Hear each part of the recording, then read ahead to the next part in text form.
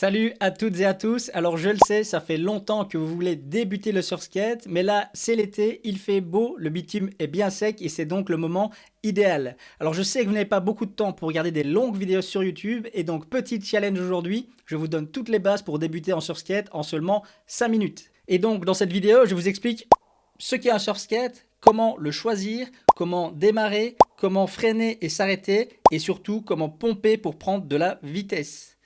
Bon, c'est pas tout, mais il reste déjà plus que 4 minutes 10, donc feu! Première chose, qu'est-ce que c'est un surf skate? Car pour un néophyte, ça ressemble évidemment de très près à un skate classique, mais en fait, il y a ce fameux truck avant qui bouge de gauche à droite. Il fait vraiment des mouvements latéraux. Ces mouvements latéraux, ça va nous permettre de carver, donc comme en surf, de faire des trajectoires, de prendre des virages plus ou moins serrés. Et ces virages vont aussi nous permettre de prendre de la vitesse, de pomper. Donc sur un surf skate, on n'est pas obligé de toujours s'arrêter pour poser le pied à terre et se relancer pour reprendre de la vitesse.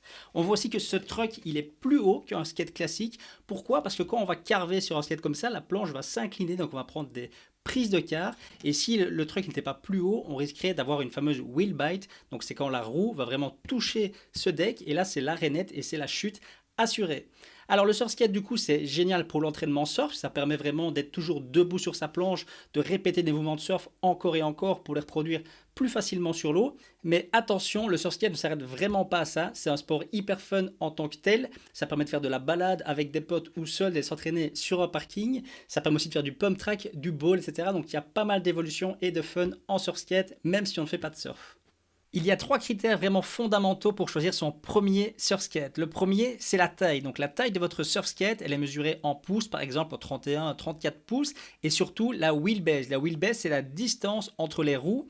Et cette taille doit vraiment se rapprocher le plus possible de votre stance, votre position, lorsque vous écartez les jambes et que vous êtes vraiment à l'aise. Cela veut dire que plus on est grand, plus on va avoir un surf skate qui va être grand, et aussi plus on débute, plus on va un surf skate un peu plus grand, pour ne pas avoir un surf skate trop petit, qui va être trop radical, trop réactif, et peut-être tourner trop serré. Le deuxième critère, c'est la rigidité du truck avant. Il y a des trucks qui bougent plus ou moins. Plus un truck va bouger, moins il va être stable. Évidemment, pour débuter, on veut un truck qui est quand même assez stable, mais on veut aussi avoir des bonnes sensations. Le troisième critère évidemment très important, c'est le prix. L'entrée de gamme, c'est Decathlon à 110 € avec un surf skate très rigide orienté plutôt balade. Ensuite à 135 €, il y a le Deeply qui lui est plus smooth, offre plus de sensations un peu de surf. Milieu de gamme, il y a le Slide qui est vraiment très stable et très sympa pour les débutants, qui en plus permet d'apprendre à pomper très facilement. Il y a aussi le Triton par Carver qui est dans la même gamme de prix.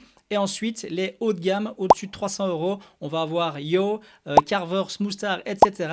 Moi, je conseille quand même le Carver en mode C7 si on est un petit peu hésitant à débuter en surf skate, qu'on veut de la stabilité, mais aussi des super sensations surf. Le Yo est génial, mais un peu plus radical, plus rapide. Et tout ce qui est Smoothstar, vraiment pur surf training, je ne le conseille pas trop à des débutants. Le plus important pour bien débuter en surf skate, ça va être évidemment de placer le bon pied devant, le pied avant, ça va être le pied gauche si on est régulier et le pied droit si on est goofy, mais surtout le placer au bon endroit, là où vraiment ce surf skate est le plus stable pour pousser et démarrer. Et ça, c'est juste sous les vis. Donc on va mettre le pied ici à hauteur des vis du truc avant, ça peut être légèrement sur les vis, plus ou moins au milieu comme ça, peut-être un petit peu en dessous suivant certains surf skates, mais la plupart du temps, c'est vraiment comme ceci. On place donc le pied avant sur les vis du truck, le pied arrière au sol, et puis on pousse une fois, deux fois, on vient placer le pied arrière, et là on remet bien les deux pieds parallèles. Vous pouvez mettre le pied arrière comme moi tout à l'arrière sur le kicktail, ou bien sur les vis du truck arrière, ça dépend de la taille de votre skate et de vos préférences.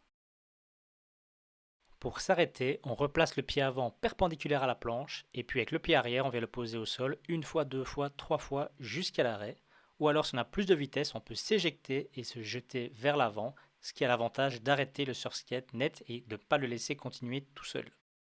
Pomper en surf skate, c'est vraiment le challenge numéro 1 pour tous les apprentis, arriver à prendre de la vitesse. Au début, on est là debout sur surf skate, on essaie de faire quelques mouvements, mais ça ne fonctionne pas. Mais je vous rassure, après quelques sessions, voire une dizaine de sessions, ça finira par rentrer. On commence par le wiggle avec des mouvements des chevilles uniquement, puis les genoux, puis les hanches, et puis on implique le mouvement des bras avec le haut du corps, et puis la compression-extension où on fléchit les jambes et on tend. Voilà, c'est déjà la fin de cette vidéo. Challenge accompli en 5 minutes. Il y a évidemment d'autres vidéos beaucoup plus longues sur la chaîne pour détailler tous ces sujets. N'hésite pas à me laisser un petit commentaire pour me dire comment s'est passée ta première session, un petit like et un abonnement, car je rappelle que je publie une nouvelle vidéo tous les mardis. Salut et à la semaine prochaine!